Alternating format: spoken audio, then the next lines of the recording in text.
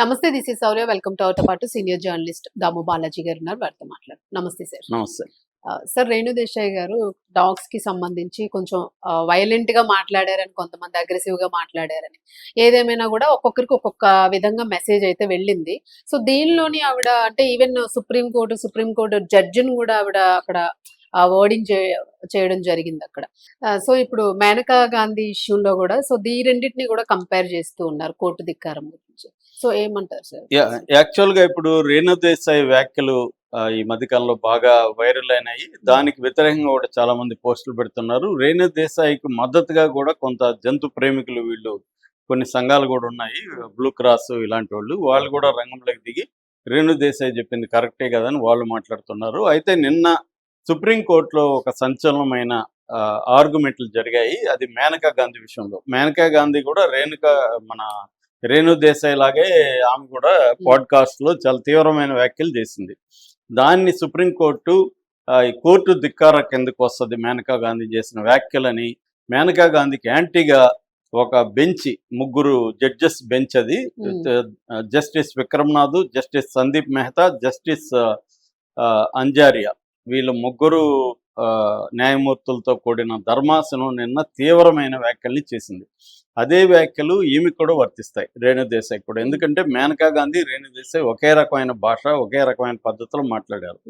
So నిన్న ఏం జరిగిందని అంటే, అంతకుముందు మనం కొద్దిగా హిస్టరీకి వెళ్తే సుప్రీంకోర్టులో కొంతమంది కేసు వేశారు ఢిల్లీలో కుక్కల గురించి. ఢిల్లీలో కుక్కల వల్ల చాలా మంది బాధలు పడుతున్నారు, చాలా మంది చనిపోయారు, ముఖ్యంగా పిల్లలు చాలా మంది చనిపోయారు అనేది కోర్టులో కేసు వేసినప్పుడు కోర్టు సీరియస్గా తీసుకొని అప్పుడు జస్టిస్ పార్దీవాలా ఆధ్వర్యంలో ధర్మాసనం ఒక తీర్పు చెప్పింది. అదేంటంటే, ఢిల్లీలో ఉన్న సివిల్ అడ్మినిస్ట్రేషన్ని కుక్కలన్నింటినీ మీరు 3 వారాలు టైం ఇచ్చి, 3 వారాలు కాదు 8 వారాలు టైం ఇచ్చి 8 వారాల లోపల ఢిల్లీలో ఉన్న ఈ స్ట్రే డాగ్స్ అన్నింటినీ షెల్టర్లకు తీసుకుపోమని తీర్పిచ్చింది. ఈ తీర్పు మీద దేశవ్యాప్తంగా చర్చ నడిచింది. అంటే ఇది సాధ్యమా, ముందు అసలు పాజిబుల్లా? ఎందుకంటే ఢిల్లీలో 14 లక్షల కుక్కలు ఉన్నాయని చెప్తున్నారు. సో ఈ 14 లక్షల కుక్కల్ని తీసుకెళ్ళి షెల్టర్లో పెట్టే ఒక పరిస్థితి ఉందా? అన్ని షెల్టర్లు ఏర్పాటు చేయాలి, దానికి మళ్ళీ చూసుకునేదానికి మనుషులు కావాలి, ఇవన్నీ పట్టుకునేదానికి యంత్రాంగం కావాలి. ఇదంతా సాధ్యమా? అసలు సాధ్యం కాదు కదా, సుప్రీంకోర్టు ఎలా ఇస్తుంది తీర్పు అన్న విమర్శలు వచ్చాయి. దాంతో ఇది ఇంకొక బెంచ్కి ట్రాన్స్ఫర్ అయింది. ఇప్పుడు నేను చెప్పిన ఈ ముగ్గురు, విక్రమనాథ్, సందీప్ మెహతా, అంజారియా, వీళ్ళ దగ్గరికి ట్రాన్స్ఫర్ అయింది. వీళ్ళు ఏం చెప్పారంటే, అట్లా 14 లక్షలు తీసుకుపోవడం కష్టం, కేవలం కనీసం విద్యా సంస్థలు, హాస్పిటల్స్, బస్ స్టేషన్లు, రైల్వే స్టేషన్లు, ఇలాంటి పబ్లిక్ ప్లేసెస్లో ఉన్న డాగ్స్ని మాత్రమే తీసుకెళ్ళండి. అవి ఎన్ని ఉంటాయంటే ఒక 5,000 వరకు ఉంటాయి. 5,000 తీసుకెళ్ళి ఒక 50 షెల్టర్లు ఏర్పాటు చేసి పెట్టచ్చు. కాబట్టి అది పెట్టినా కనీసం ఈ చాలా మందిని మనం కాపాడిన వాళ్ళు అవుతాము. మిగతా డాగ్స్ని కూడా వీలు వెంబడి వాటిని తీసుకెళ్లి స్టెరిలైజ్ చేసి మళ్ళీ వదిలిపెట్టండి అనేది సుప్రీంకోర్టు చెప్పింది. ఇది నిజానికి రీజనబుల్ అండ్ లాజికల్ జడ్జిమెంట్. దీన్ని ఆమె విమర్శిస్తూ తీవ్రంగా వేస్ట్ ఇది, 14 లక్షలు ఉంటే 5,000 కుక్కలు తీసుకోవడంలో ఉపయోగమైంది, ఆ 50 షెల్టర్లు అన్న పెట్టాలి కదా, పెట్టాలంటే బడ్జెట్ ఎక్కడుంది, అది ఇదని ఈమె రివర్స్లో చాలా అరోగెంట్గా మాట్లాడింది. దాంతో నిన్న ఆర్గ్యుమెంట్స్ జరిగాయి. ఈమె తరపున రాజు రామచంద్రన్ అనే అడ్వకేట్ మాట్లాడాడు. సో రాజు రామచంద్రన్కి ఈ బెంచ్కి మధ్య తీవ్ర వాగ్వివాదమే నడిచింది. సో ఆ బెంచ్ ఏం చెప్పిందంటే, ఈమె బాడీ లాంగ్వేజ్ చూడండి ఎంత అరగెంట్గా మాట్లాడుతుందో, అంటే ఈమె కోర్టు ధిక్కారం నేరానికి పాల్పడింది. మేము ఒకటి చెప్తే దాన్ని ఆమె విమర్శించి చాలా తీవ్రంగా మాట్లాడింది. రెండోది, ఆమె అట్లా అనుకున్నప్పుడు ఆమె గతంలో స్త్రీ శిశు అభివృద్ధి, అంటే women and child welfare and social justice and animal welfare, దీనికి మినిస్టర్గా ఉన్నది కేంద్రం ఉన్నప్పుడు. మరి ఈమె కుక్కలకు సంబంధించి ఏం చేసింది? డాగ్స్ని పరిరక్షించడానికి ఏమన్నా చేసిందా? డాగ్స్ నుంచి ప్రజల్ని కాపాడడానికి ఏమన్నా ఫండ్స్ అలాట్ చేసిందా? అవే మరి ఎందుకు చేయలేదు ఈమె? ఇప్పుడు వచ్చి విమర్శిస్తూ ఉంది అనేది తీవ్రంగా కోర్టు, మీరు ఇలాంటి వ్యాఖ్యలు చేయకూడదని ఆమె తరపున జడ్జి అన్నాడు, లాయర్ అన్నాడు. దాంతో ఇంకా కోర్టు సివియర్ అయింది. నువ్వు కసబ్ తరపున ఆర్గ్యుమెంట్ చేసిన వ్యక్తివి నువ్వు అని కూడా లాయర్ని అన్నాడు. ఎందుకంటే ఈ లాయర్ కసబ్ని కాపాడడానికి కూడా ట్రై చేశాడు. అదే లాయర్ని ఇప్పుడు మేనకా గాంధీ పెట్టుకునింది. సో ఇప్పుడు ఇది దేశవ్యాప్తంగా వైరల్ అవుతుంది. నేను నిన్న కూడా వీడియోలో చెప్పాను, మేనకా గాంధీ కూడా ఇదే పద్ధతి. అంటే కొంతమంది ఏంటంటే మనుషులు ఏడన్నా సావని, జంతువులు ఇంపార్టెంట్ అని. మేము పౌరకుల సంఘంలో ఉన్నప్పుడు చిత్తూరు జిల్లా కుప్పం, రామకుప్పం ఆ ఏరియాలో ఏనుగులు పెద్ద ఎత్తున అప్పట్లోనే నేనున్నప్పుడే దాదాపు 42 మంది రైతులను చంపేశాయి ఏనుగులు. పెద్ద ఎత్తున పంటలు నాశనం చేసి, దాని మీద మేము మాట్లాడితే ఏనుగులకి హక్కులు ఉన్నాయి, ఏనుగుల్ని పరిరక్షించాలని జంతు ప్రేమికులు మాట్లాడితే కూడా అప్పుడు కూడా ఇదే వివాదం. అంటే ఇక్కడ బ్యాలెన్సింగ్ అవసరం.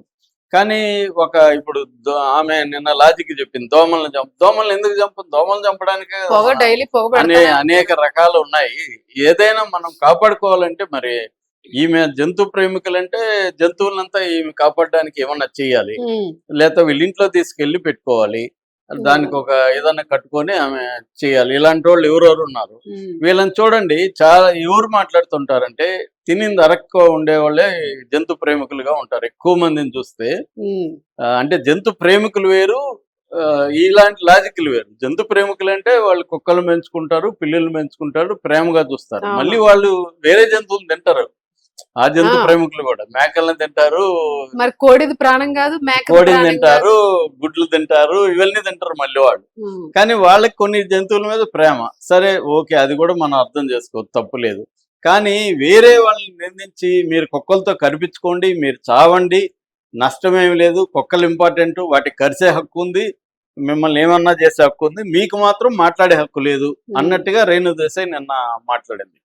సో దాంతో ఆమె పిచ్చి లాజికల్ అంతా మాట్లాడింది. దాంతో ఇప్పుడు రేణు దేశాయ్ కూడా కోర్టు ధిక్కారమేది. కోర్టు ఏం చెప్పింది క్లియర్ గా, స్ట్రే డాగ్స్ ని తీసుకెళ్లి షెల్టర్ లో పెట్టాలి అనేది కోర్టు తీర్పు. అదే కదా జనం కూడా చెప్తున్నారు.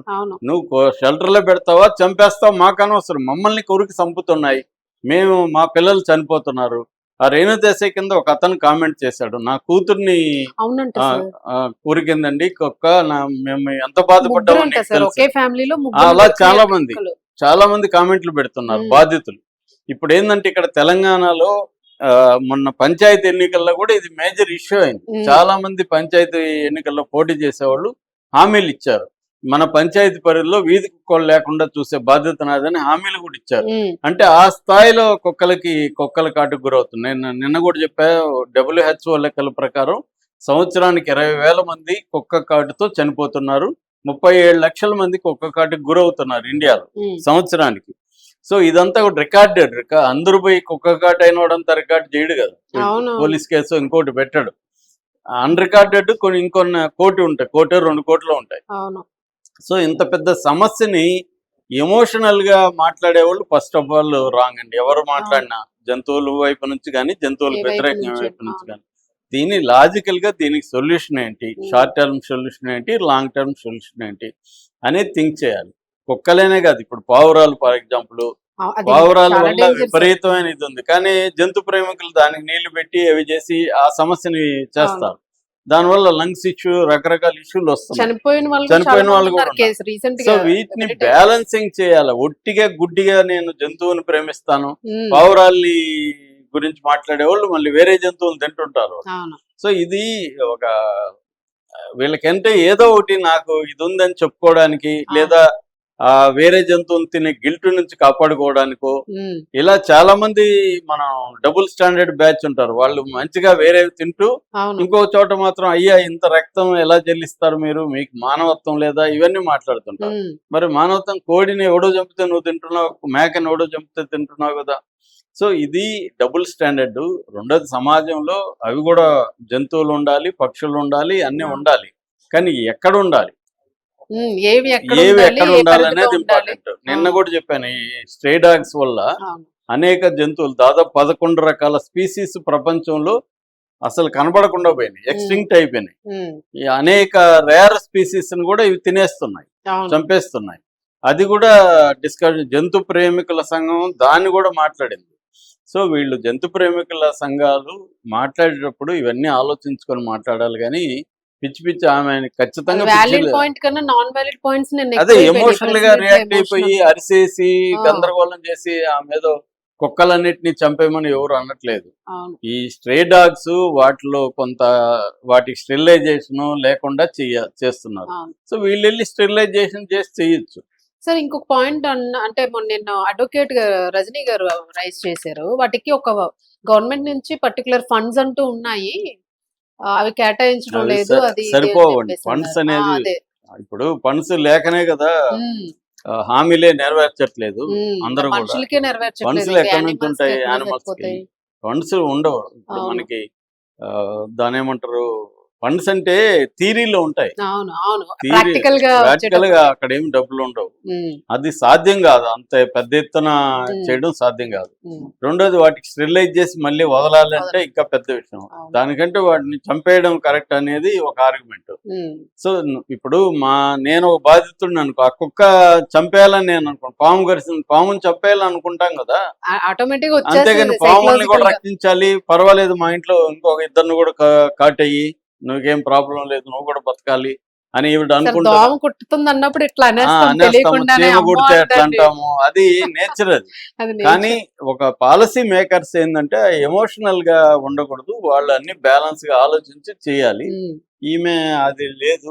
అందుకని ఇప్పుడు ఆమె మీద కూడా మేనకా గాంధీకి గురించి కోర్టు ఏమైతే వ్యాఖ్యలు చేసిందో అవన్నీ రేణు దేశాయికి కూడా ఇప్పుడు అప్లై అవుతాయి.